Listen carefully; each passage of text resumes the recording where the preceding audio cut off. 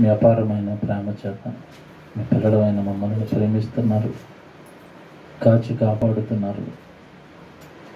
ఆరోగ్యాన్ని ఇచ్చి, శక్తిని, బలాన్ని ఇచ్చి ఈ లోకంలో మీ కొరకు జీవించే భాగ్యం, మీ మాట వినే భాగ్యం, మీ గురించి ఎలా వేళలో తండ్రి ఆ ప్రాణాలు మిమ్మల్ని స్తుతించే భాగ్యం మీరు మాకు దయచేసినందుకు స్తోత్రాలు తండ్రి. మీ బిడ్డలంగా మిమ్మల్ని ఎరిగి మా ప్రాణం ఎల్లప్పుడూ మిమ్మల్ని స్తుతిస్తుంది, జ్ఞాపకం చేసుకుంటుంది. ఈ లోకాన్ని దేవా మీ జ్ఞాపకాలలో ముందుకు తీసుకువెళుతుంది తండ్రి. మీ పిల్లలు ఏర్పాటు చేసిన ఎక్కువ కొడుకులు తండ్రి మరి తోడుగా ఉండి మరి వినిపించిన వాక్యాన్ని బట్టి ముందుగా స్తోత్రాలు చెల్లిస్తూ మీ పిల్లలకు అవసరమైన వాక్కులు వినిపించమని అనిపిస్తూ మా ప్రభువును మా రక్షకుడైన యేసుక్రీస్తు వారి పేరట ఈ ప్రార్థన ఉన్నప్పుడు అడిగి వేడుకొంచున్నాను తండ్రి. ఆమేన్. చేరవచ్చిన మీ అందరికీ క్రీస్తు నామంలో నా శుభాభివందనాలు తెలియజేస్తున్నాను. దేవుని పిల్లలారా, మరి చాలా రోజుల తర్వాత మరలా మంగళవారం వచ్చినట్టుగా అనిపిస్తుంది నాకు. చాలా రోజులైంది మీ దగ్గరికి వచ్చి. ఒక మంచి సంగతి రాత్రి మీరు వింటున్నారు. నిజంగా దేవుడు మనిషిని ఎంత ప్రేమిస్తున్నాడో, మనిషి అంటే దేవుడికి ఎంత ఇష్టమో మీరు రాత్రి విని ఆశ్చర్యపోతారు. దేవుడు భూమి మీద ఉన్న మనుషులను ప్రతి క్షణం చూస్తున్నాడు, ప్రతి నిమిషము చూస్తున్నాడు, ప్రతి గంట చూస్తున్నాడు, ప్రతిరోజు చూస్తున్నాడు. దేవుడు మనిషిని విడిచిపెట్టకుండా చూస్తున్నాడు. దేవుడు మనిషిని కన్నార్పకుండా చూస్తున్నాడు. కనుక మనిషి క్షేమంగా ఈరోజు భూమి మీద బ్రతికి బట్టకట్టగలుగుతున్నాడు. ఈ నిజమెరగని చాలామంది దేవుడి విషయంలో ఆలోచించే ఆలోచన ఎలా ఉంది అంటే, దేవుడు మేలు చేస్తున్నప్పుడే చూస్తున్నట్టుగా, దేవుడు వాళ్ళ కుటుంబంలో ఏదైనా సహాయం చేసినప్పుడే దేవుడు మమ్మల్ని చూశాడు అన్నట్టుగా, కష్టం వచ్చినప్పుడు, కన్నీరు వచ్చినప్పుడు, వేదన వచ్చినప్పుడు ఆ టైంలో దేవుణ్ణి మర్చిపోవటం మనిషికి అలవాటు. సంతోషం ఎక్కువైపోయినా మర్చిపోతాడు, బాధలు ఎక్కువైపోయినా మర్చిపోతాడు. ఇంకా ఏది ఎక్కువైపోయినా మనిషి దేవుడిని మర్చిపోతాడండి. వెంటనే చుట్టాలు ఎక్కువైపోయారు అనుకోండి, ఆదివారం గుడి మర్చిపోతాడు. అంతేనా? మనిషి మర్చిపోతాడు తన చుట్టూ ఉన్నవన్నీ కూడా. ఈరోజు సాతాను దేవుడిని మరిపించేటట్టుగా మనిషిని ప్రేరేపిస్తుంది. డబ్బులు ఎక్కువైతే దేవుడిని మర్చిపోతాడు, బంధువులు ఎక్కువైపోతే దేవుడిని మర్చిపోతాడు, శ్రమలు ఎక్కువైపోతే ఏమోనండి వస్తున్నాం కానీ మాకేం బాగోలేదండి, బాగున్నప్పుడు దేవుడి దగ్గరికి వస్తాం, మర్చిపోయాడు. ఈరోజు మీరు ఒక మంచి వచనం బైబిల్లో మీకు చూపిస్తున్నాం. దేవుడు అనగానే సమాజానికి అర్థం కాలేదండి. ఏ క్షణం ఆయన చూపు నీ మీద నుంచి పక్కకు మరలించిన భూమి మీద మనం చచ్చిపోతామన్న సంగతి చాలామందికి తెలియదు.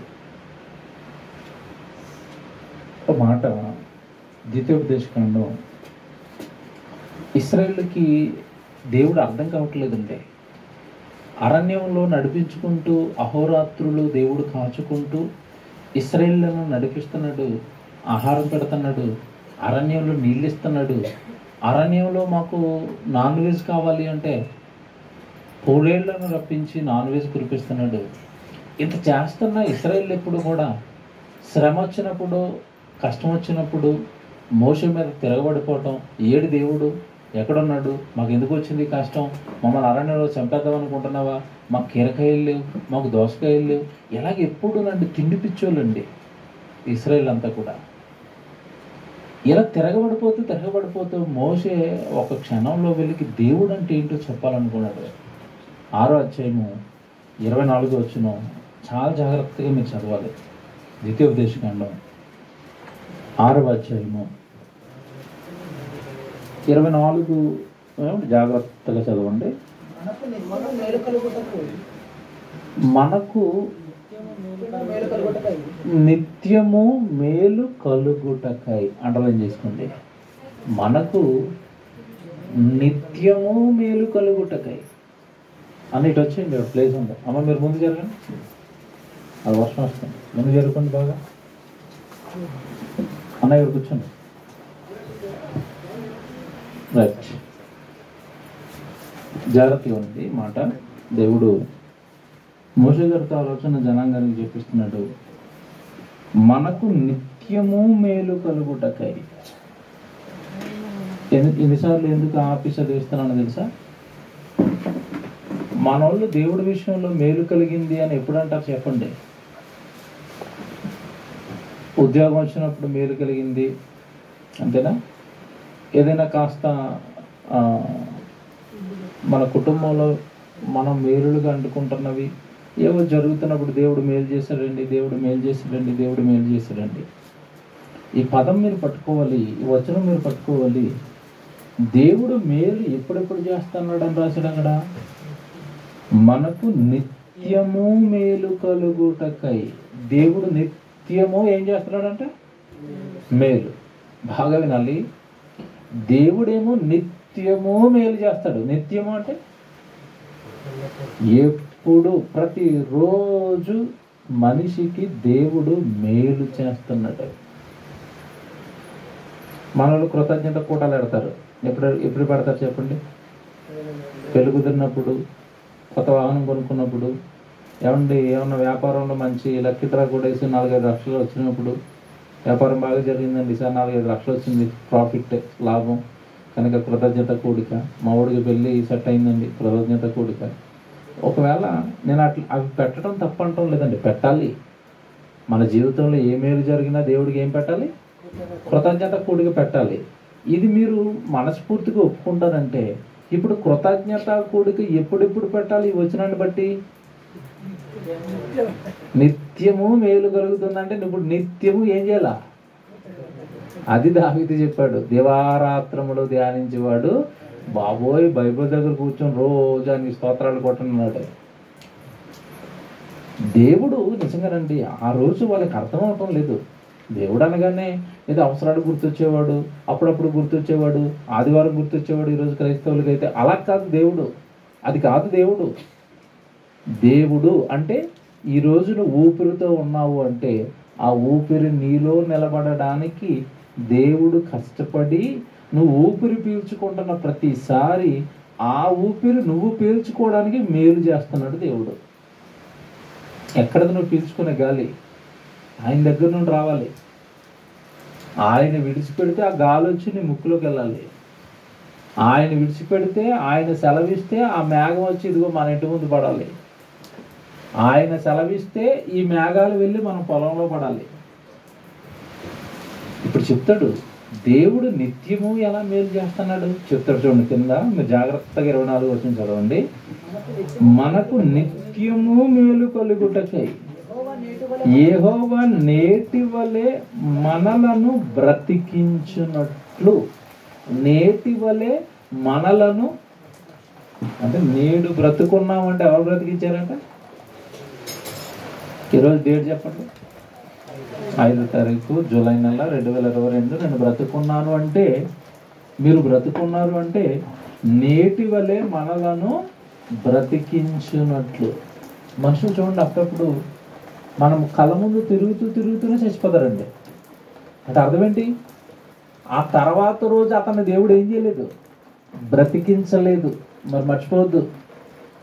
చాలామంది చచ్చిపోయినప్పుడు అండి ఆయన చచ్చిపోయాడని ఏదో పాపం బాగా అవునా చచ్చిపోయాడు నేను అనుకుంటా, లోపల నాకు ఏ ఫీలింగ్ రాదండి. ఎందుకు రాదు? అతను చచ్చిపోయాడండి, ఎవరు లేపేశారు? సెలవు లేదు అతనికి బతకడానికి. ఇంకా అతని కోసం మనం బాధపడటం ఏంటి? చచ్చిపోయిన వాళ్ళ మీద నాకు ఎలాంటి ఫీలింగ్ ఉండదండి. ఈవెన్ మా అమ్మ నాన్నల మీద కూడా లేదు నాకు. కారణం ఏంటంటే చావైనా బ్రతికైనా నిర్ణయించేది ఎవరు అనుకుంటున్నారు? దేవుడు. అంటే సర్వం ఆయనలో లీనమైపోయిన తర్వాత భూమి మీద ఏమి కనపడవండి. ఈరోజు నేను బ్రతుకున్నానంటే దేవుడు బ్రతికించాడండి. మనకు తెలిసిన వాళ్ళు ఎవరో చచ్చిపోయాడంటే దేవుడు అతనికి ఏమి ఇవ్వలేదు. బ్రతకడానికి ఆయుష్ ఇవ్వలేదు, బ్రతికించలేదు, బ్రతికే ఛాన్స్ ఇవ్వలేదు. అయిపోయింది అతనిది. నువ్వెవరో బాధపడి ఏడ్చి మొత్తుకొని కొంతమంది భక్తులను చూస్తే చచ్చిపోయిన వాళ్ళు బెంగడేసుకుంటారంట. ఆయనే అలా కళ్ళలోకి వచ్చేస్తున్నాడు, ఆయన అలవాట్లు మర్చిపోలేకపోతున్నాను, ఆయన నాకు జ్ఞాపకాల్లోకి వచ్చేస్తున్నాడు. ఎక్కువగా ఆలోచిస్తే నిన్ను లేపేస్తాడు సీరియల్లో పెట్టి. ఆయన టైం అయిపోయింది, వెళ్ళిపోతాడు. ఇది అదే వచనం. ఒరే బాబు, ఈరోజు మీరు బ్రతుకున్నారంటే ఎవరు బ్రతికించారు? దేవుడు. రేపు రేపు మీరు క్లోజ్ అయిపోయారంటే ఎవరు లేపిస్తారంటే దేవుడు. నరులారా తిరిగి రండి అని నువ్వు సెలవిచ్చుచున్నావు. ఆ పైనుంచి చదువుకుంటాను నువ్వు. ఆ పైనుంచి చదువుకుంటావు కీర్తన 90లో, మనుష్యులను మంటికి మార్చుచున్నావు, నరులారా తిరిగి రండి అని నీవు సెలవు. ఆయన సెలవు ఉంటే మట్టికి వెళ్ళిపోతాడు ఈయన. మనం ఎవరు ఎక్కువగా ఓవర్ యాక్టింగ్ చేయడానికి, ఓవర్గా ఏడ్ చేయడానికి, ఆయన గురించి ఏదో బాధపడిపోవడానికి. దేవుని పిల్లరా, నేటి వలె మనము బ్రతికి ఉండునట్లు నేడు మనం బ్రతుకున్నామంటే దేవుడు అంటున్నాడు మోషే గారు. ఏమంటే ఈరోజు క్రైస్తవులకు కానీ బైబిల్ పట్టిన వాళ్ళకి కానీ ఎవరైనా దేవుడు ఇలాగ అర్థమయ్యాడా? కరోనా టైంలో చూడండి చాలామంది చచ్చిపోయారు. ఏమంటే మా ఇంటి దగ్గరికి తమ్ముడు వచ్చి రోజు గజగజ వణికిపోయాడండి. అన్నయ్య 1,00,000 మంది లేచిపోయారు, 50,000 మంది లేచిపోయారు. నువ్వు ఏ టెన్షన్ పడుకో, చాయ్ తాగుతావా, టిఫిన్ తింటావా, ఏమన్నా తింటావా అని అడిగేవాడు. నేను మెనూ చెప్తా ఉండు, నాకు పిచ్చి లేచిపోయేది. ఇదే నేను చావు పేర్లు చెప్తుంటే అది తింటావా అంటాడు, ఇది తింటావా అంటాడు. ఆరామ్సే ఉండు నాయన, లైవ్ ఇస్తాను పొద్దున్న 7 గంటలకి చూసుకో. వీళ్ళందరినీ లోపల గదిలో పెట్టి కుమ్మేస్తున్నాడు దేవుడు. ఇప్పుడే మనం వాకింగ్ చెప్పాలి వీళ్ళకి. నా బ్రెయిన్ అంతా సాయంత్రం ఏం సబ్జెక్ట్ చెప్దాం. ఎందుకంటే రోజుకు పొద్దున గంట సేపు మాట్లాడేవాడిని, సాయంత్రం గంట సేపు మాట్లాడేవాడిని. అంటే ప్రతిరోజు కొత్త సబ్జెక్ట్ మాట్లాడేవాడిని. ఎంత ప్రిపేర్ అవ్వాలి నాకు. ఆడు చచ్చిపోతున్నాడా, ఈడు చచ్చిపోతున్నాడా, అంబులెన్సా, ఈ నాకెందుకు, లేపుతాడు. నాకేం పని, నా పని ఏంటి? వాక్యం చెప్పమన్నాడు, వాక్యం చెప్తాను అంతే. నువ్వు చచ్చిపోతున్నా సమాధి దగ్గరికి వెళ్ళి వాక్యం చెప్తాను అంతే. ఇది మన పని. చావులు బ్రతుకులు ఇవి మన పని కాదు. మోషే గారు భలే వేసాడండి వాళ్ళకి. మొద్దులండి వీళ్ళంతా, మొద్దులు. ద్వితీయోపదేశం అంటే ఏంటనుకుంటున్నారు? ద్వి అంటే అర్థం ఏంటి? 2 అని అర్థం. ద్వితీయోపదేశం అంటే అర్థం ఏంటి? చెప్పినవన్నీ మళ్ళా చెప్తున్నాడు వీళ్ళకి. 2వ సారి చెప్తున్నారంటే కింద కూర్చున్న స్టూడెంట్లు ఎవరు చెప్పండి? మాస్టర్ చెప్పిన పాఠమే మళ్ళా చెప్తున్నాడంటే కింద ఉన్న స్టూడెంట్లు ఎవరు? మొద్దులు. వీళ్ళు మొద్దులు అన్నాను అందుకే ఇందాక నుంచి. ఎన్ని చెప్పినా దేవుడు మీకు బుర్రకి ఎక్కడేంటరా? నిత్యము ఆయన మనకి మేలు చేస్తున్నాడు రా. ఇదిగో ఈ అరణ్యంలో తిండి తింటాం ఎప్పుడైనా చూసారా? అరణ్యంలో నీళ్లు చూసారా? అరణ్యంలో మేఘస్తంభం చూసారా? అరణ్యంలో అగ్నిస్తంభం చూసారా? ఇప్పుడు మనం అసలు మేలు తర్వాత, నా జీవితంలో అది చేశాడు ఇది చేశాడు కాదు, ముందు నువ్వు బ్రతుకుండటమే మేలు అంటున్నాడు ఇక్కడ. అరణ్యంలో మనం బ్రతుకుండటం మేలు. ఇదిగో ఇప్పుడున్న ఈ సొసైటీలో మన బ్రతుకుండటమే దేవుడు మనకి చేస్తున్న మేలు. అది చెప్తాడు, మళ్ళా చదవండి 24. మనకు నిత్యము మేలు కలుగుతుందంట. ఆ కలుగుతున్న ఆ నిత్య మేలు ఏంటంటే, మనకి నిత్యము మేలు కలుగుటకై యెహోవా నేటి వలె మనలను బ్రతికించునట్లు, ఇదిగో ఈ రోజు మనం బ్రతుకున్నాం కదా, రేపు మనం బ్రతుకున్నామంటే అది దేవుడు చేసిన మేలు. అంతమంది చూసారా? బ్రతుకుండటం మేలని ఎవరైనా చెప్పారంటే అసలు ఈ వాక్యం చెప్పారు ఎప్పుడైనా? బ్రతుకున్నావంటే దేవుడు చేసిన మేలు. బ్రతుకుండటం దేవుడు చేస్తున్న మేలు. లోకం దగ్గరికి వెళ్ళి, మనుషుల దగ్గరికి వెళ్ళి, ఏమన్నా మీరు బ్రతుకున్నారు కదా, ఎలా బ్రతుకున్నారు అని అడగండి.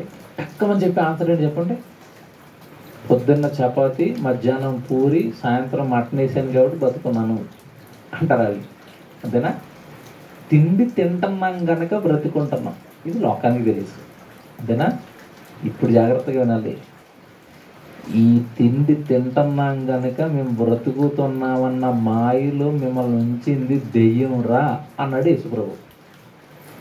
తెలుసుగా మీకు? మత్తయి సువార్తలో 4వ అధ్యాయంలో శోధకుడు వచ్చేసాడు. ఈయన ఉపవాసంలో ఉన్నాడు. నువ్వు ఉపవాసంతో ఉన్న, ఆకలితో ఉన్న చచ్చిపోతావు, నేను ఆ రాడుని రొట్టెగా చేసుకుని తినే అంటుంది. యేసుప్రభు ఏమన్నాడు? అమ్మా, నేను ఆహారం తినకపోతే చచ్చిపోతానని, రొట్టెలు తినమని ఎంత గొప్ప సలహా నాకు ఇచ్చావు దెయ్యమా అన్నాడా?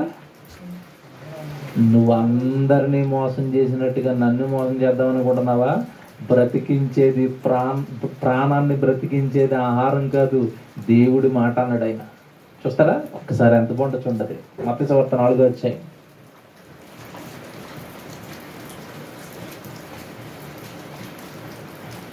మత్తయి సువార్త 4వ అధ్యాయము 4వ వచనం చదవండి. అందుకు ఆయన చూసారు ఏమంటున్నాడు యేసు ప్రభు? అది వచ్చి రొట్టెలు తిను లేకపోతే చచ్చిపోతావని దెయ్యం అంటుంటే యేసు ప్రభు అంటున్నాడు 4వ వచనంలో, మనుషులు రొట్టె వలన మాత్రము కాదు కానీ, రొట్టె వలన మాత్రము కాదు కానీ, రొట్టెతో మనిషి బ్రతికేస్తున్నాడు అనుకుంటున్నావా? చచ్చిపోతున్న వాళ్ళు అందరూ రొట్టె లేక చచ్చిపోతున్నారా? ఆయుష్ లేక చచ్చిపోతున్నారు. ఎన్టీఆర్ గారు చచ్చిపోయి రొట్టె లేక చచ్చిపోయాడా? ఏఎన్ఆర్ గారు చచ్చిపోయి రొట్టె లేక చచ్చిపోయాడా? బాలసుబ్రహ్మణ్యం గారు రొట్టె లేక చచ్చిపోయాడా? తిండి లేకపోతే చచ్చిపోతారా? కాదు, దేవుడి మాట లేకపోతే మనిషి చేస్తాడు. నీకు సూపర్ సీక్రెట్ చెప్తున్నాను దైవమా, నేను ఆహారం లేకపోయినా తిండి తినకపోయినా నా ప్రాణం పోవాలి అంటే ఎవరు సెలవు ఉండాలి? దేవుడిది. ఆయన సెలవు ఇవ్వకపోతే నా ప్రాణం పోదు. ఇది డెప్త్లోకి వెళ్ళిపోతే కానీ ఈ విశ్వాసంలోకి మనం వెళ్ళలేమండి. ఈరోజు మనం బ్రతుకున్నాం, నేను బ్రతుకున్నానంటే అది దేవుడి కృప. వచ్చేటప్పుడు కారు ఎలాగొచ్చిందో మాకు తెలియదు, అలాగా విమానంలో వచ్చినట్టు వచ్చాము. ఇప్పుడు మేము ఆ స్పీడ్లో లోకంలో ఏ పని కన్నా వెళ్తే ఫ్లైఓవర్ నుంచి కింద వెళ్ళిపోదు కారు, చచ్చిపోతాం.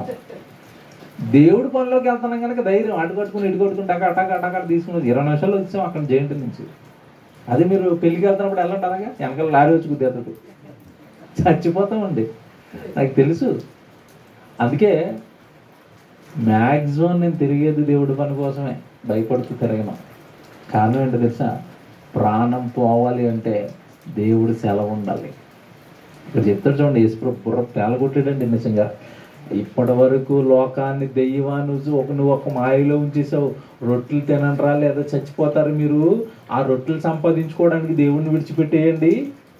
ఏమండి ఈరోజు చాలామంది దేవుడి దగ్గరికి రారు. చెప్పే కారణం ఏంటి చెప్పండి? ఎందుకు రాలేదు మీరు అని అడగండి. డ్యూటీ దేనికోసం చెప్పండి? 25 కేజీల కౌ బ్రాండ్ రైస్ కోసం డ్యూటీ, అంతేనా? మేము బియ్యం లేకపోతే చచ్చిపోతాం కనుక మేము ఎక్కడికి వెళ్ళిపోవాలి? డ్యూటీకి వెళ్ళిపోవాలి. నన్ను అలాగే తిప్పుతుంది ఒక టైంలో, నువ్వు డ్యూటీకి వెళ్ళిపోంటుంది. వెళ్తాను, నీ సంగతి చూస్తాను ఎప్పటికైనా అనుకుంటున్నాను నేను లోపల. వెళ్ళాను అది అయిపోయింది. ఇక్కడ దాని ఛాన్స్ అంటే తొక్కేస్తాను నేను నీకు అనుకున్నాను. నువ్వు బయటకు వస్తే ఉద్యోగం మానేసావా, నువ్వు బ్రతకలేవు. నా పక్కన నేను రిజైన్ ఇచ్చినప్పుడు అండి నా ఫ్రెండ్స్ మాట్లాడుతున్నారండి, నా పాపం రిజైన్ ఇచ్చేసావా? ఎవడైనా ప్రమోషన్ వస్తే రిజైన్ ఇస్తారా? నీకేట్రా ఇలా పట్టేసింది, దెయ్యం పట్టేసిందిరా నీకు, మంచి భవిష్యత్తును కోల్పోతున్నావురా, ఇన్వాయిస్లో జాబురా, వద్దురా నా మాట ఏనరా, నేను సార్తో చెప్తాను రా, లెటర్స్ ఇప్పించేస్తాను రా, నువ్వు మళ్ళీ వెళ్ళిపోరా డ్యూటీకి. సరే, మనుష్యుడు బ్రతికేది దేనివలన కాదు కదండి, విశ్వాసం ఉన్నవాడు బ్రతికేస్తాడండి, బ్రతికిస్తాడు దేవుడు. చచ్చిపోవాలనుకుంటున్నాడు, ఇక అయిపోయింది నా జీవితం అనుకుంటున్నాడు. ఇక ఏలి అండి, ఎందుకంటే దేశం అంతా కరువు వచ్చేసింది. ఆ కరువు రావడానికి కారకుడు ఈయనే. మళ్ళీ వర్షం రాకూడదని చెప్పించాడు, వర్షాలు ఆగిపోయింది. ఆ దేశంలో ఈయనకి మాడిపోతుంది కడుపు. ఏడు దేవా వర్షాలు అన్నావు, మరి కరువు అన్నావు. ఇప్పుడు నా పరిస్థితి ఏంటంటే, నువ్వేం టెన్షన్ పడుకోక, వాగు ఆల్రెడీ ఇంక ఎండిపోకుండా ఉంది, ఆ వాగు దగ్గరికి వెళ్ళి అన్నాడు. ఆ నీరు తాగు, పక్కన చెట్టు ఉంటుంది, చెట్టు కింద పడుకో. మరి నా ఫుడ్ ప్రభు వస్తుంది, నువ్వు అలా పడుకో అంటే టైం కల ఏదో చూస్తూ ఉండు. వచ్చింది ఫుడ్, ఏం పట్టుకొచ్చాయి? కాగుళ్ళు. నాన్ వెజ్ పట్టుకొచ్చి ఇచ్చి వెళ్ళిపోతున్నాయి. చచ్చిపోయాడా? దేవుడి మాట సెలవిస్తే నువ్వు ఎలాంటి పరిస్థితుల్లో ఉన్నా నువ్వేమవుతావు? బ్రతుకుతాడండి.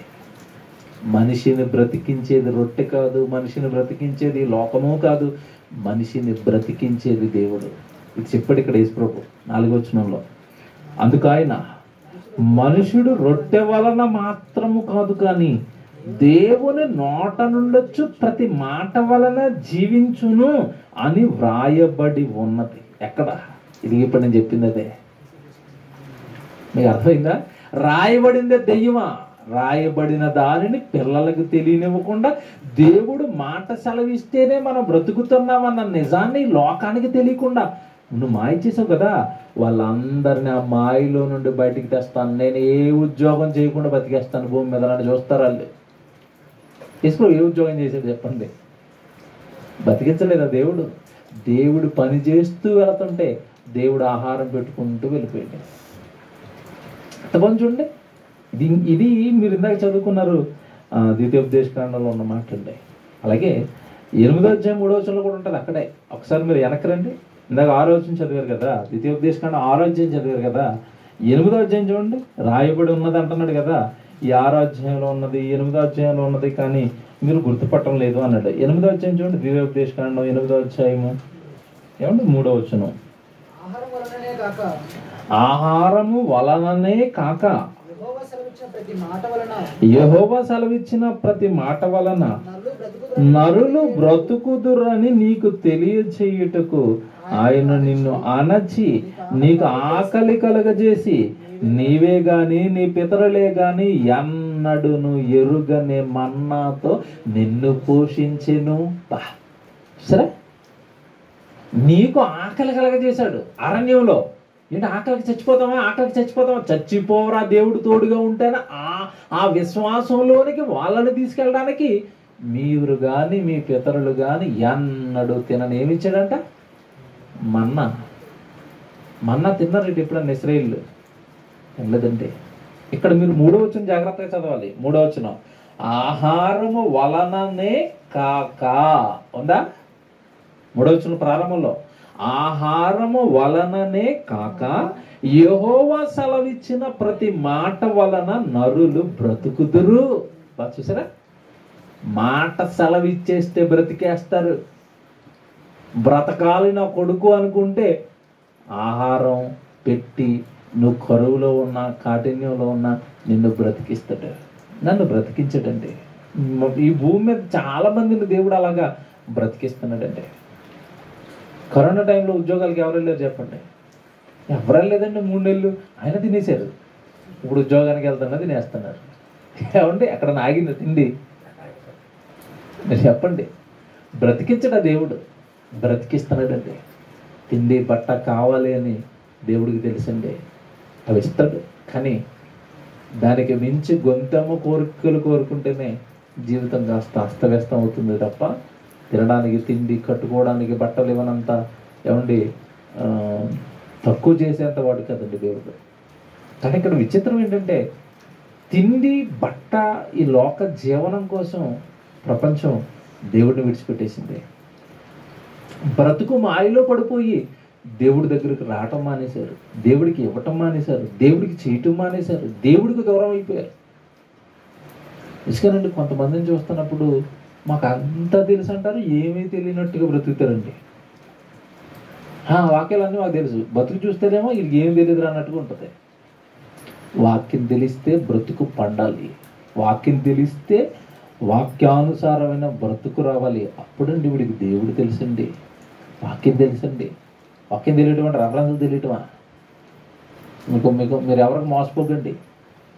నాకు అంతా వాక్యం తెలుసు, నాకు మత్స్యవార్త అది ఉంది, మార్కులు ఇది ఉంది, లోకాలు ఇది ఉంది, ఇది వాక్యం తెలుసు అంటే మీరు వాడి మాటలు విని మోసపోకండి. వాక్యం తెలియటం అంటే మత్స్యవార్త 4వ అధ్యాయంలో 8వ వచనంలో ఈ మాట ఉందని తెలియటం కాదు. ఆ మాట వాడి గుండెల్లోకి వచ్చి వాడు ఆ మాట ప్రకారం బ్రతకటం, వాడికి వాక్యం తెలుసు.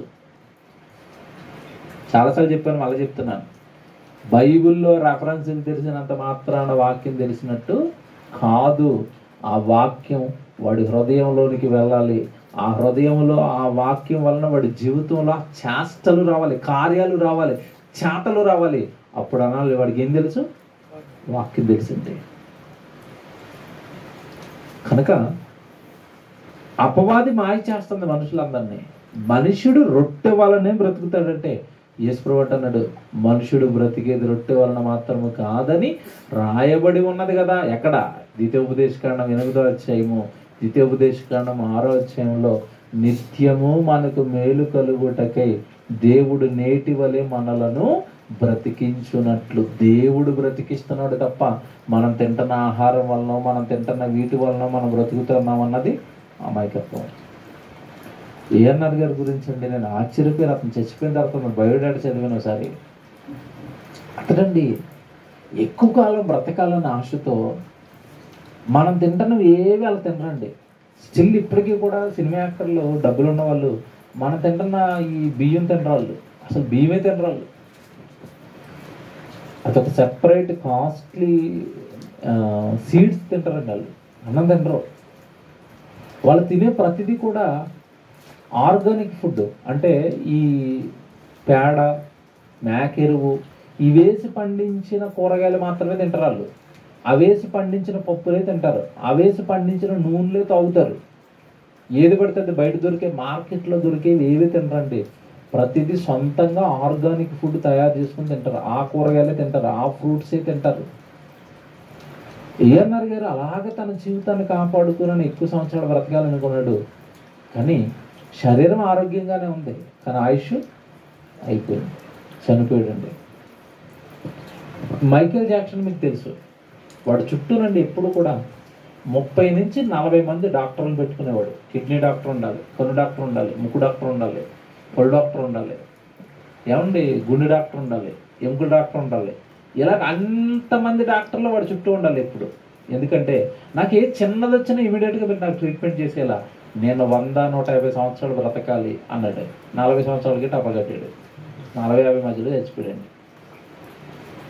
బ్రతకాలంటే నువ్వు లోకంలో ఉన్న నీ డబ్బో, నీకున్న అధికారమో, నీకున్న తిండో నిన్ను బ్రతికించదు.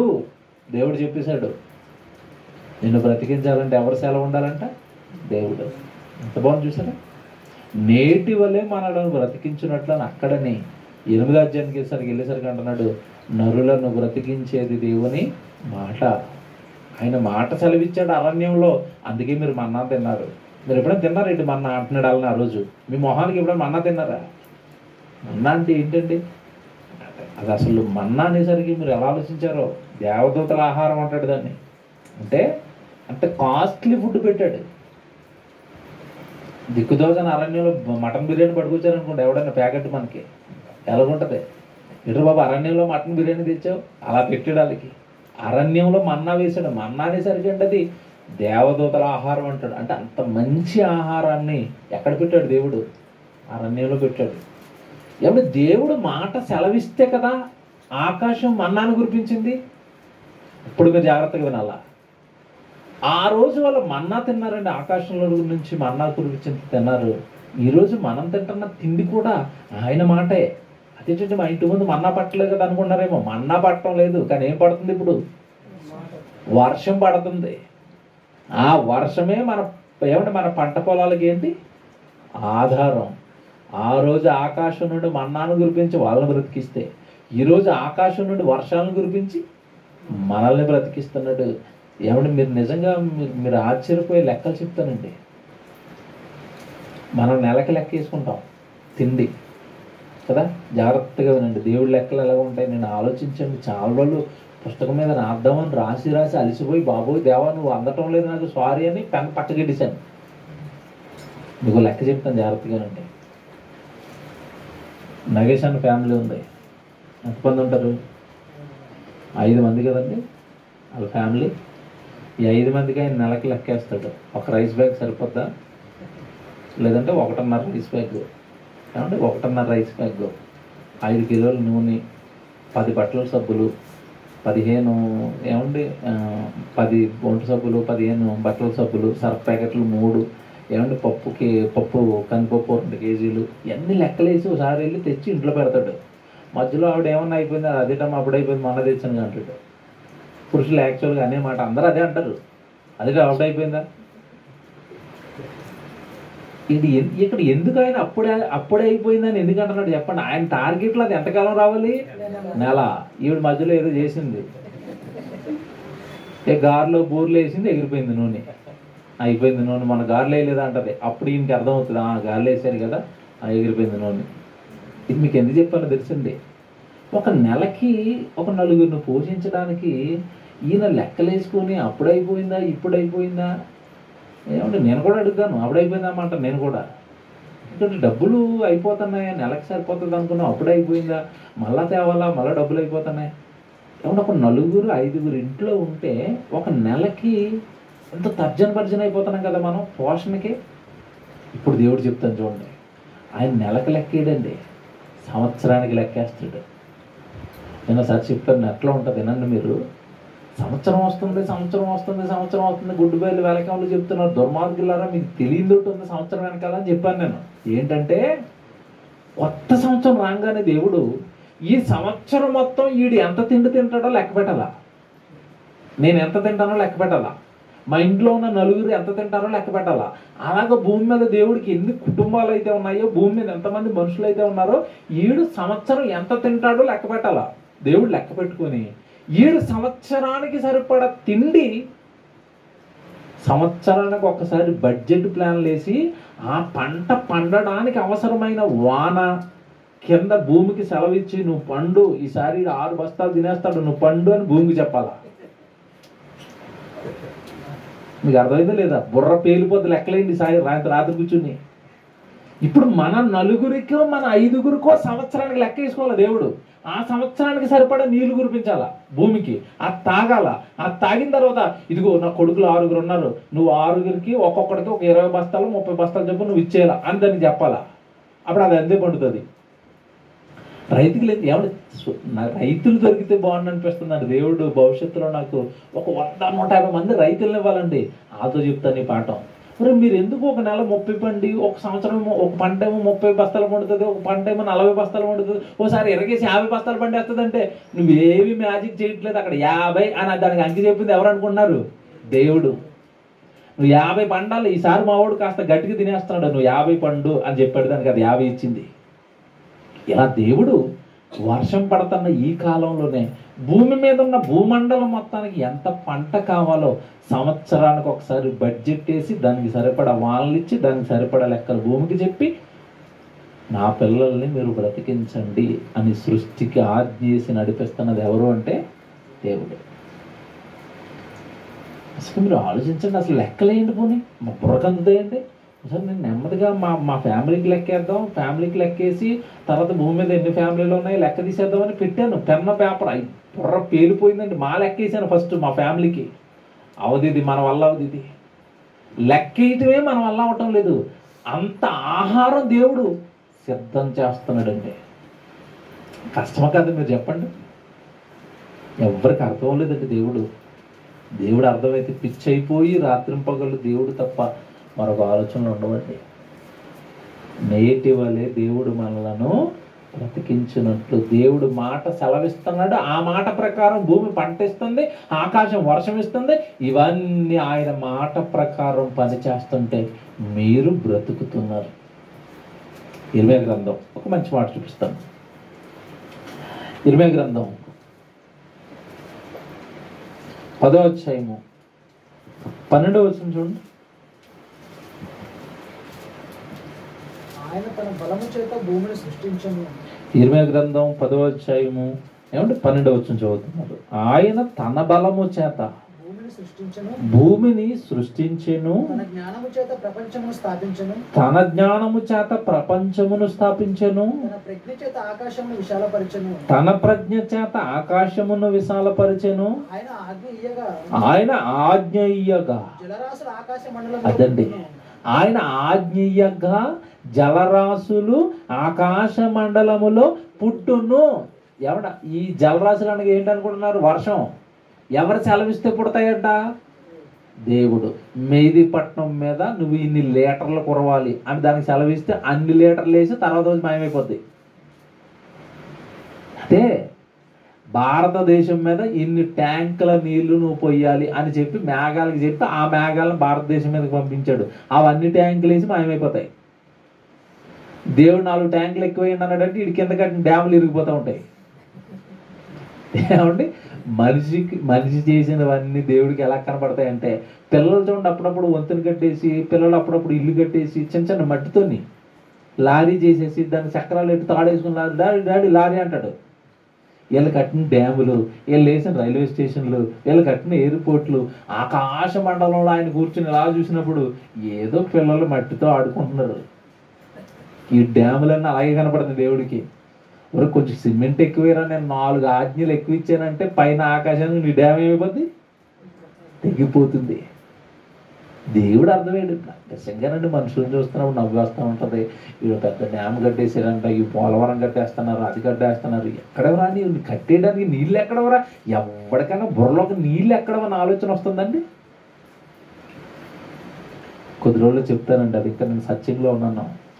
జీవనదుల రహస్యం చెప్తున్నాను. జీవనదులు ఎలా పుడుతున్నాయి? జీవనది అని దానికి పేరిట వదిలేసేటండి. హిమాలయాల్లో పుడుతుందండి గోదావరి, జీవనది అంటారు దానికి. అంటే దానికి వర్షాలతో సంబంధం లేదు. వర్షాలు పడినా పడకపోయినా దానిలోంచి నీళ్ళు వస్తూనే ఉంటాయి. దాన్నే జీవనది అంటారు. ఎండిపోతుంది. దాంట్లోకి నీళ్ళు ఎక్కడ వస్తున్నారా ఒకడు అడిగాను. నాకేం తెలుసు అన్నాడు. బైబిల్ని అడిగాను, దేవుడు చూపించాడు రెఫరెన్స్లు. ఇదిలా దాని కథ అన్నాడు. బాబోయ్ దేవా, నేను అర్జెంటుగా ఈ వెధవలందరికీ చెప్పేది ఇది. శాస్త్రవేత్తలకు తెలీదా జీవనదుల గురించి? ఒక కుర్రాడికి చెప్పానండి, బాగా చదువుకున్న కుర్రాడు, అమెరికాలో ఉంటాడు. అమెరికా వెళ్ళి వచ్చాడు ఆ కుర్రాడు. తమ్ముడు ఇలాగే అంటే, బాబోయ్ అన్నయ్య బుర్ర పేలిపోయింది, ఇవన్నీ అర్జెంటుగా నువ్వు నెట్లో పెట్టి సమాజానికి చెప్పే, ఇలా బైబిల్ ఆకాశంలో కనపడుతుంది చెప్తా అన్నారు. అంత జ్ఞానం ఉందండి బైబిల్లో. ఇక్కడ చూడండి దేవుడు ఎలా మాట్లాడుతున్నాడు చూడండి. ఆయన ఆజ్ఞీయగా ఆకాశములో ఏం పుడతాయంట? జలరాశులు ఆకాశ మండలంలో పుట్టును, భూమి ఎంత భాగముల నుండి ఆయన ఆవిరి ఎక్క చేయును, వర్షము కలుగునట్లుగా ఆయన మెరుపును పుట్టించును. వర్షం పడాలంటే మెరుపు, ఎలక్ట్రికల్ షాక్ ఇవ్వాలి. మెరుపు ఎందుకు ఎవరికి తెలియదు. శాస్త్రవేత్తను అడగండి మెరుపు ఎందుకు రాని, అది లైట్ వెలుగుతుంది అంటాడు. వస్తుందే. మెరుపు వలన వర్షం పడుతుంది అన్నాడు. ఎందుకు తెలుసండి? మేఘం అంటే ఏంటనుకుంటున్నారు? సన్నని పొరలో నింపబడిన నీళ్ళండి అవి. మేఘం అది అలా మెహదీపట్నం మీదకి వచ్చింది. కరెక్ట్గా మెహదీపట్నం మీద పడాలంటే పొర చిరిగిపోవాలా. ఆ పొర చిరిగిపోవాలంటే ఇది ఎలక్ట్రికల్ షాక్ ఇస్తాడు ఇలాగా. ఆ షాక్ ఇవ్వగానే ఆ మెరుపు షాక్కి ఆ పొర చిరిగిపోతే అలా వదిలేస్తుంది. అంత మెహదీపట్నం అంతా వర్షం. ఎలక్ట్రికల్ షాక్లు అండి అవి. మెరుపు అంటే ఏంటనుకుంటారు? ఎవరైనా అడగండి మెరుపు అంటే ఏంటని, ఎవరికి తెలియదండి. శాస్త్రవేత్తలంతా మన పాదాల దగ్గర కూర్చుంటే ఇవన్నీ నేర్పుతామండి. క్రైస్తవుడు అంత గొప్పోడు. ఎవరికి తెలుసండి ఇవన్నీ? ఎవరికి తెలియదండి. బైబిల్ చదవరు, బైబిల్ నేర్చుకోరు. దేవుడు ఔన్నత్యం వీళ్ళకి తెలియదు, వీళ్ళు ప్రకటించరు. దేవుడు పేట ఏం చెప్తున్నారు? మా యేసు దగ్గరికి అండి రోగాలు తీసేస్తాడు, గజ్జి తీసేస్తాడు, తామర తీసేస్తాడు. ఒరే వెధవ, ఈ జ్ఞానం చెప్పు. లోకానికి తెలియని ఎన్నో గొప్ప సంగతులు బైబిల్లో ఉన్నాయి. శాస్త్రం నివ్వెరపోయే సంగతులు. దబా చెప్పాడు చూడండి. మెరుపుతో వర్షం పుడుతుంది. ఆయన ఆజ్ఞేయగా జలరాశులు ఆకాశ మండలంలో పుడతాయి. భూమి ఎంత భాగంలో నుండి ఆయన ఆవిరెక్కర చేస్తాడు. వర్షము కలుగునట్లుగా ఆయన మెరుపులు పుట్టించును. తన ధనాగారములో నుండి గాలిని రావించును. గాలి ఎక్కడది మాకు తెలియదు. గాలి ఎన్ని రకాలు ఉన్నాయి తెలుసు. హైడ్రోజన్ ఉంది, కార్బన్ డైఆక్సైడ్ ఉంది, ఆక్సిజన్ ఉంది, నైట్రోజన్ ఉంది. ఎక్కడ వరయ్యన్నీ మాకు తెలియదు. బైబిల్ అడిగితే అంటున్నాడు, నా దగ్గర నుంచి వస్తుందరా భూమి మీదకి గాలి. ఎంత బాగా చెప్పాడు చూడండి. తన ధనాగారములో నుండి ఆయన గాలిని రావించును. ఎక్కడ పడితే అక్కడ గాలి ఉందండి. గాలి ఉందా? గాలి లేని ప్లేస్ లేదు. మరి గాలి సృష్టిలోకి ఎలాగొచ్చింది? H2 అంటున్నాడు, హైడ్రోజన్ ఎక్కడది? O2 ఆక్సిజన్ ఎక్కడది? CO2 కార్బన్ డైఆక్సైడ్ ఎక్కడది? నైట్రోజన్ ఎక్కడది? తన ధనాగారంలో నుండి అంట. అంటే గాలిని ఎవరు పంపిస్తున్నారు? దేవుడు. నీళ్ళు ఎవరు పంపించారు? దేవుడు. మెరుపు ఎవరు పంపించారు? దేవుడు. ఇవన్నీ ఎందుకు పంపిస్తున్నాడు? మనం బ్రతుకుండడానికి. చూసారా? ఆయన ఇంత కార్యక్రమం చేయకపోతే మనకేమి లేదు, బ్రతుకు లేదు. ఇంత కష్టం మనిషి కోసం దేవుడు పడుతుంటే దేవుడిని ఎవరంటే పట్టించుకుంటున్నారు ఈరోజు? పట్టించుకునే వాళ్ళు తక్కువ. చూడండి కింద మాట ఇంకా బాగుంటుంది చూడండి. 14వ వచనంలో చూడండి ఏమంటున్నాడు? తెలివి లేని ప్రతి మనుషుడు అది. ఇవన్నీ తెలియనోడు ఎవడంట? పశువురా వాడు. తెలివి లేదు వాడికి. ఎవడన్నా మేడ మీద నుంచి చెంబుడు నీళ్ళు మీద వేస్తే ఎవడరా అని పైకి చూస్తాను. వీడు ఇంటి ముందు పొలో మన లీటర్ల వర్షం కురుస్తుంటే ఎవరేస్తున్నారని ఇవి ఆలోచించలేని వాడు పశువు అన్నాడు దేవుడు అక్కడ. పశుప్రాయుడు వాడు. పశువుకి ఏమంటే తెలివి ఉంటుందా? పశువుకి కుడి తెచ్చారండి. ఎక్కడ తెచ్చారు మీరు? కుడితిలో ఏం కలిపారు అడుగుతుందా? పెడితే తాగుతుంది, లేదా పడుకుంటుంది. అది ఈడు ఎలాంటి వర్షం పడుతుంటే అనుభవిస్తున్నాడు, లేదా పడుకుంటున్నాడు ఇంట్లో. పశువుతో సమానం వీడు. అంటే ఏమి లేదు, ఆలోచన లేదు. తెలివి లేని ప్రతి వాడు ఎవరంట? పశుప్రాయుడు. దేవుడు ఇంత కార్యక్రమాన్ని చేస్తుంటే గుర్తుపట్టలేని వాడు పశుప్రాయుడు అన్నట్టు.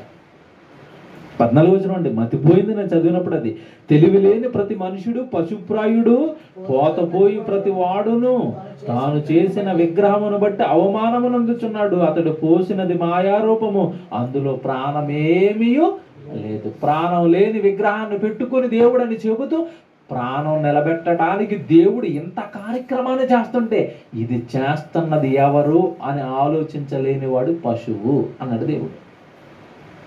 కాబట్టి ఈరోజు నేను మీతో చెప్పిన అంశం ఒకటేనండి. ఈరోజు భూమి మీద ఎవడు బ్రతుకున్నాడన్నా ముందు పొద్దున లేవంగానే ప్రార్థనలో, దేవా ఈ దినాన్ని ఇచ్చినందుకు మీకు స్తోత్రం, మమ్మల్ని బ్రతికించారు, ఈ దినాన్ని చూసే భాగ్యం ఇచ్చారు, బ్రతికించారు. నా ప్రార్థనలో చూడండి, ప్రార్థన చేశానంటే నేను ఎత్తే తొలి మాట అదేనండి, దేవా ఈ దినాన్ని చూసినందుకే మేము మీకు స్తోత్రాలు చెల్లిస్తున్నాం. చూడకపోయి ఉండేవాళ్ళు నీ కృప లేకపోతే, బ్రతకలేవు నీ కృప లేకపోతే. దేవుడు అండి ఇంత లోతుగా మనిషి దేవుడిని అర్థం చేసుకోక, దేవుడి కోసం బ్రతకక, దేవుడి కోసం చెయ్యక, తాను ఇష్టం వచ్చినట్టుగా తను బ్రతికేస్తూ ఏదో తన కాళ్ళ మీద తాను బ్రతుకుతున్నట్టుగా ఫీల్ అవుతున్నాడు. చాలామందిని చూడండి, వావరకి డైలాగ్ వేస్తారండి, ఏమండి మీరు ఏంటి మీ నాన్న సరిగా చూడటం లేదంట, మీ బంధువులు సరిగా చూడటం లేదంట, లేదా సరిగా దేవుడి దగ్గర రావట్లేదంట. ఏంటి ఏం చేస్తారండి మనుషులంతా? నా కాళ్ళ మీద నేను నిలబడడానికి ట్రై చేస్తున్నానండి. ఎక్కడ నిలబడతాడంట? కాళ్ళ మీద నిలబడతాడు. అందరు కాళ్ళ మీద కాబట్టి చేతుల మీద నిలబడుతున్నారా? నువ్వు ఎక్కడ నిలబడాలన్నా నీ వెనకాల ఎవరు ఉండాలి? దేవుడు. కాళ్ళ మీద నిలబడతానంటే కాళ్ళు నరిగేస్తాడు. ఎక్కడ నిలబడతావు అప్పుడు? దేవుడు దైవాలను నిలబడ్డానికి ట్రై చేస్తున్నానండి. ఇది బాగుంటుందా? నా కాళ్ళ మీద నేను నిలబడ్డానికి ట్రై చేస్తాను. ఇది బాగుంటుందా? ఈ మాటలని వాళ్ళందరూ ఓవరు ఇంత చెప్పాడు కదా, పశువులు ఇవన్నీ పెడుతున్నాడు దేవుడు. తింటున్నావు, అనుభవిస్తున్న ప్రకృతిని. దేవుడు దైవాలను ఏదో బ్రతుకుతున్నాడంటే ఎలా బాగుంటుంది? ఎంత బాగుంటుందండి ఇది? దేవుడు బ్రతికిస్తున్నాడండి, దేవుడు నిలబెట్టాడండి, దేవుడు నిలబెడుతున్నాడండి. ఎంత బాగుంటాయండి ఇవి మాటలు, ఎంత బాగుంటాయి. దేవుడికి ఎంత ఆనందం వేస్తుంది ఆ మాట అనగానే. కొడుకులు చూడండి, కాస్త వాడి కాళ్ళు రాగానే, ఉద్యోగానికి వెళ్ళగానే తండ్రికి తిరగబడిపోవటం, ఎదురు తిరిగిపోవటం, ఏంటి ఏం చెప్పు మరి, నేను తేవట్లేదా జీతం అంటాడు. వీడు మరి దేకినప్పుడు వీడిని పెంచింది ఎవడు? వీడి కాళ్ళే రానప్పుడు వీడిని చూసింది ఎవడు? ఈరోజు మనిషి బ్రతుకుతూనంటే బ్రతికిస్తున్న దేవుడి మీద గర్విష్టయ్యాడు. దేవుడి దగ్గర రండి అంటే అందరూ వస్తామండి ఖాళీగా ఉన్నప్పుడు. అంటే దేవుడి దగ్గరికి రావడానికి కూడా వీళ్ళకి ఏదో లాభం కావాలి. చివరిగా మాట చూసి ముగించేస్తాం. యోబు గ్రంథం 21వ అధ్యాయము 14వ వచనం చూడండి. యోబు గ్రంథం 21వ అధ్యాయము 14వ వచనం. వారు చూసారా, నీ మార్గమును గూర్చిన జ్ఞానము మాకు అక్కర్లేదు, మమ్మను విడిచి వెళ్ళిపో అని ఎవరితో చెప్తున్నారంట? ఓయ్, నువ్వు మా దగ్గరికి రావద్దు, మమ్మల్ని విడిచి వెళ్ళిపో అని ఎవరు చెప్తున్నారు? దేవుడితో. బాగా అడుగుతారు, జాగ్రత్త. మనుషులు ఎవరైనా అలాగ అంటాం చూసారా మీరు? దేవుడు మాకు వద్దు వెళ్ళిపో అన్నారా? అనరు కానీ క్రియారూపకంగా నువ్వు మాకు అవసరం లేదని చెప్తారు. మీకు అర్థమైందో లేదో నేను చెప్తున్నది? నోటుతో చెప్పరండి నువ్వు మాకు అవసరం లేదని, నోటుతో ఎవరు చెప్పరండి. ఎందుకంటే ఎక్కడో గుండెల్లో రైళ్లు పరిగెడతాయి. దేవుడు మాకు అవసరం లేదు అనలేరు, కానీ క్రియారూపకంగా చెప్తారు దేవుడు మాకు అవసరం లేదు అని. నీ మార్గములను గూర్చిన జ్ఞానము మాకు అక్కరలేదు, నీవు మమ్మల్ని విడిచిపోమ్మని దేవునితో చెప్పుదురు. దేవునితో చెప్తాను. వాక్యం చెప్పడానికి వెళ్ళాం అనుకోండి, చాలా చోట్ల నేను ఒకప్పుడు అండి డ్యూటీ చేసేవాడిని, సాయంత్రం చోట ఎక్కడ చోట వాక్యం చెప్పాలి ఒక నాశనానికి వెళ్ళిపోతున్నారు అని ఆయన గడికి తిరుగుతున్నానండి. ఒక చోట క్లాస్ ప్రారంభించాను. ఇక్కడే దర్గా షేక్పేట నాలా అని ఉంటుంది. ఆ షేక్పేట నాలా దగ్గర ఉద్యోగం చేసుకుని వాళ్ళు క్లాస్ చెప్పడానికి వచ్చేవాడిని ఉచితంగానే. కుటుంబాలు ఒక 10 కుటుంబాలు ఉండేవండి. ఒక ఇల్లు పెద్దగా ఉంటుంది. ఒక అతని ఇంట్లో హాల్ ఉండేది, హాల్లో కూర్చునేవారు. స్టార్టింగ్లో చెప్పాను. ఇంకా మనం అసత్యం చెప్పడం మనకి ఇష్టం ఉండదు. దేవుడు దీవిస్తాడు, నేను లేపేస్తాడు, ఈ ప్రసంగాలు ఉండవు కదా మనవి. మీరు దేవుడి కోసం బ్రతకకపోతే చస్తారు. ఈ మొదలెట్టాను. దేవుడు మిమ్మల్ని పుట్టించాడు, ఇవి మొదలెట్టాను. ఇక 2 వారాలు విని, అన్న ఈ ప్రసంగాలు లేవో కొంచెం మా వాళ్ళు ఇష్టపడటం లేదు అన్నాడు నన్ను పిలిచిన అతను. ఏమరా ఏమి ఇష్టం అవటం లేదు? అందరూనేమో డబ్బులు ఇస్తారని చెప్తే నువ్వు దేవుడికి ఇవ్వమని చెప్తున్నావు, దేవుడి కోసం చేయమని చెప్తున్నావు, లేకపోతే నరకానికి వెళ్ళిపోతారని చెప్తున్నావు. ఈ ప్రసంగాలు వద్దంటున్నారు మా వాళ్ళు, నిన్ను రావద్దన్నారు అన్నాడు. ఇప్పుడు ఈ మాట మీరు చదవండి. ఇప్పుడు నీ మార్గములను గూర్చిన జ్ఞానము మాకు అక్కరలేదు. నా జీవితంలో ఫస్ట్ టైం షాక్ అండి నేను వాళ్ళని చూసి. వీళ్ళు దేవుడు వాక్యాన్ని వద్దన్నారా? దేవా ఇదేంటి వీళ్ళు దేవుడు వాక్యాన్ని వద్దంటున్నారు? అక్కడ 10 కుటుంబాలు ఉండేవండి. ఒక్క కుటుంబం కూడా ఇప్పుడు హైదరాబాద్లో లేదు. నిజంగానండి చల్లా చెదిరైపోయారండి వాళ్ళంతా, చల్లా చెదిరైపోయారు. అతని ఫ్యామిలీ అయితే కుప్ప కూలిపోయింది. ఒకడైతే ఏదో అలా ఊర్లో బ్రతుకుతున్నాడు అన్నట్టుగా బ్రతుకుతున్నాడు. చాలా జాలేసిందండి.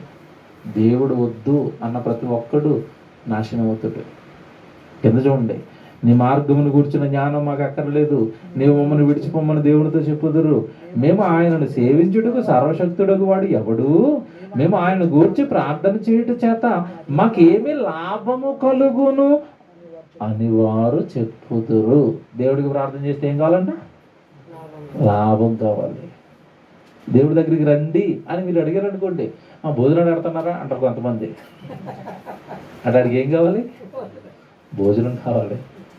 ఇలా చాలా మంది మీ దగ్గరికి వస్తే ఏం దొరుకుతుంది, ఏం దొరుకుతుంది, ఏం దొరుకుతుంది, ఏం దొరుకుతుంది, దొరికితే వస్తాడు ఆ ప్రార్థనకి అంటే వీడు ఎవరు చెప్పండి?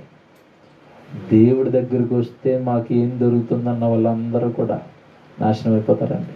అసలు అటు బ్రతుకున్నదే ఎవరి వల్ల? దేవుడి వల్ల. మళ్ళా లాభమా? వీళ్ళందరి జీవితాలు చాలా ప్రమాదంలో ఉన్నాయండి. మీరు అక్కడ ట్రై చేయండి. ఇలా ప్రమాదాలు ఉన్న ప్రతి ఒక్కడి కోసం ట్రై చేయండి. వచ్చినవాడు అదృష్టవంతుడు, రానివాడు అలా నరక గర్భంలో కలిసిపోతాడు. ప్రార్థన చేసుకుందాం. ప్రేమ కలిగిన తండ్రి, మేము మాటలు ఆలోచిస్తున్నాం తండ్రి. మీరు రాయించిన ప్రతి మాట ధ్యానిస్తున్నాం. అంత లోతైన సంగతులు మాకు చెప్పాలని ఆశపడి గ్రంథాన్ని రాయించారు తండ్రి. బ్రతుకున్నాం, బట్టగట్టాం. ఈరోజు ఈ దినాన్ని చూసామంటే మీ మేలు, మీరు ఉంచబట్టి ఉన్నాం. జ్ఞాన వెరగని నర సమాజం ఈ లోకంలో పడి బ్రతుకుతుంది. లోకమే జీవితం అయింది. పెంచుతున్న మిమ్మల్ని మరిచిపోయింది, పుట్టించిన మిమ్మల్ని మరిచింది. ప్రతిరోజు గాలి, నీరు, ఆహారం అన్నీ ఇస్తూ వాళ్ళని బ్రతికిస్తుంటే ఆలోచించలేని, తెలివిలేని పశుప్రాయుడయ్యాడు మనిషి. దేవా, ఆ జాబితాలో నుండి మమ్మల్ని తప్పించినందుకు స్తోత్రాలు తండ్రి. ఈ సత్యవాక్యానికి మీ మనసుకు మమ్మల్ని వారసులు చేసినందుకు స్తోత్రాలు తండ్రి. జీవితకాలం తండ్రి తండ్రి అని మిమ్మల్ని కలవరిస్తూ, మీ పని చేస్తూ, మీ వాక్యం నేర్చుకుంటూ, మీ కొరకే మా జీవితాలను పనంగా పెట్టి, మీ సేవలో, మీ పనిలో మా జీవితాలను ముగించి మీరున్న మహాలోకానికి మేము చేరుకోవాలి తండ్రి. లోకం బాగోలేదు. లోకాన్ని చూస్తున్నప్పుడు అరాచకాలు, పాపాలు, నేరాలు, ఘోరాలు, మనుషులు క్రూరులు, దుర్మార్గులు తండ్రి. ఈ లోకంలో మేము ఉన్నంతకాలం మీ పని ఇవ్వండి. మీ పనిని ముగించుకుని మీ దగ్గరకు మమ్మల్ని చేర్చేసుకోండి తండ్రి. కానీ మేము ఎరిగిన ఈ సత్యాన్ని మా జీవితాన్ని ఉపయోగించి కొద్దిమందికైనా ప్రకటించి, కొద్దిమందినైనా ఈ సత్యవాక్యం వైపు నడిపించుటకు శక్తిని, బలాన్ని, ఆలోచనను, తెలివిని మాకు పుట్టించండి. ఈ వాక్యం వింటున్న పిల్లలు అనేక మందికి సత్యాన్ని చేరవేసే వరకు ఉండటకు మీకు కృప చేయండి. క్రీస్తు పేరటి ప్రార్థన పలాడికి వేడుకొంచున్నాము తండ్రి. ఆమేన్. అందరికీ వందనాలు.